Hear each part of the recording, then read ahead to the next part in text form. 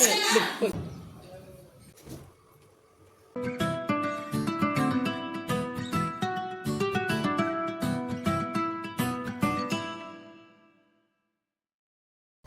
ಎಲ್ಲರಿಗೂ ನಮಸ್ಕಾರ, welcome back to my YouTube channel. ಇವಾಗ 10 o'clock ಆಗಿದೆ. ಇವತ್ತಿಂದ ವ್ಲಾಗ್ ಮಾಡೋಕ್ಕೆ ಸ್ಟಾರ್ಟ್ ಮಾಡ್ತಾ ಇದ್ದೀನಿ. ಟಿಫನ್ ಎಲ್ಲ ಆಯಿತು. ಇವತ್ತು ತುಂಬ ಕೆಲಸಗಳಿದೆ. ಪಾಪುಗೆ ವ್ಯಾಕ್ಸಿನೇಷನ್ ಹಾಕ್ಸೋಕೆ ಹೋಗಬೇಕು 3.5 months. ಆ್ಯಂಡ್ ಇವತ್ತು ನಮ್ಮಮ್ಮ ಫ್ರೆಂಡ್ ಮಗಂದು ಮದುವೆ ಸ್ಟಾರ್ಟ್ ಆಗ್ತಾ ಇದೆ. ಇವತ್ತು ವರ್ಷ ಇದೆ, ಸೊ ಅದಕ್ಕೂ ಹೋಗಬೇಕು. ಸೊ ಹೇಗೆ ರೆಡಿ ಆಗ್ತೀವಿ ಅಂತ ನಾನು ನಿಮ್ಮ ಹತ್ರ ಹಂಚ್ಕೊತೀನಿ. ವ್ಯಾಕ್ಸಿನೇಷನ್ಗೆ ಹೋಗೋಕ್ಕೆ ಮುಂಚೆ ಅಮ್ಮ ದೀಪ ಹಚ್ಬಿಡಪ್ಪ ಅಂತ ಹೇಳಿದ್ರು. ಅದಕ್ಕೆ ದೀಪ ಅಂಟಿಸ್ತಿದ್ದೀನಿ. ನನಗೆ ಅಮ್ಮ ಹೇಳಿದ ತಕ್ಷಣ ತುಂಬ ಖುಷಿ ಆಯಿತು.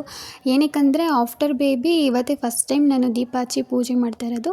ದಿನ ಜಸ್ಟ್ ಕೈ ಮುಕ್ಕೊತಾ ಇದ್ದೆ. ಅಮ್ಮ ಓಕೆ ಇವತ್ತು ಮಾಡು, ಏನಾಗಲ್ಲ ಅಂತ ಹೇಳಿದ್ರು.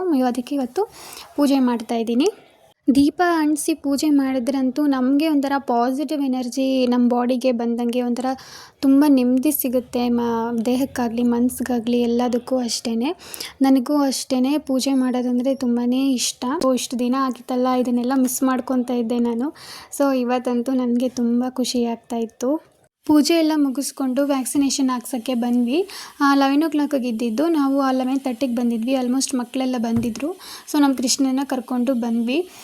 ಪಾಪ ನನ್ನ ಕೃಷ್ಣನಿಗೆ ಗೊತ್ತೇ ಇರಲ್ಲ ಅಲ್ವಾ ವ್ಯಾಕ್ಸಿನೇಷನ್ ಹಾಕ್ಸೋಕ್ಕೆ ಕರ್ಕೊಬಂದಿರ್ತೀವಿ ಅಂತ. ಆರಾಮಾಗಿ ಎಲ್ಲ ಕರ್ಕೊಂಡು ಬಂದಿದ್ದೀವಿ ಅಂತ ಆಟ ಆಡ್ತಿತ್ತು.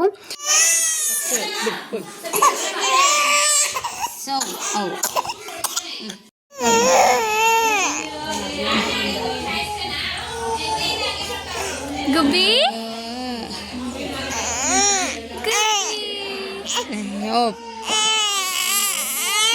ಪಾಪ ನನ್ನ ಕೃಷ್ಣ ಅಳ್ತಾನೆ ಇದ್ರು. ಆಮೇಲೆ ಸ್ವಲ್ಪ ಸಮಾಧಾನ ಮಾಡಿಕೊಂಡ್ರು. ಆಮೇಲೆ ಸಮಾಧಾನ ಆದಮೇಲೆ ಮನೆಗೆ ಹೋದ್ವಿ. ಸೊ ಮಾರನೆಗೆ ನಳ್ತಾ ಇದ್ರು.